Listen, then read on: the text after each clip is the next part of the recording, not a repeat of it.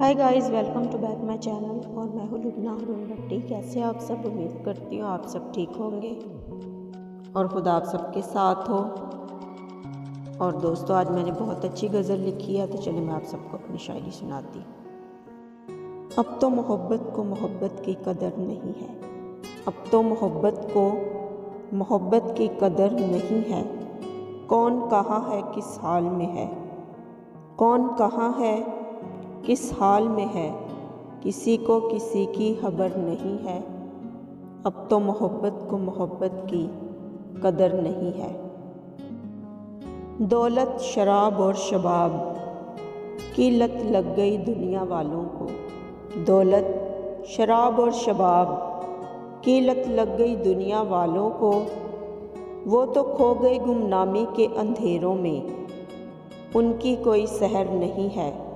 वो तो खो गए गुमनामी के अंधेरों में, उनकी कोई सहर नहीं है। अब तो मोहब्बत को मोहब्बत की कदर नहीं है। सब कुछ गवाकर सर पर हाथ डालता है वो। सब कुछ गवाकर सर पर हाथ डालता है वो। लगता है उस पर अब रब की मेहर नहीं है। लगता है उस पर अब रब की मेहर नहीं है। अब तो मोहब्बत को मोहब्बत की कदर नहीं है। वो जो पीते हैं साकी की सुराही से लेकर शराब। वो जो पीते हैं साकी की सुराही से लेकर शराब, पीकर कहते हैं कि ये जहर नहीं है।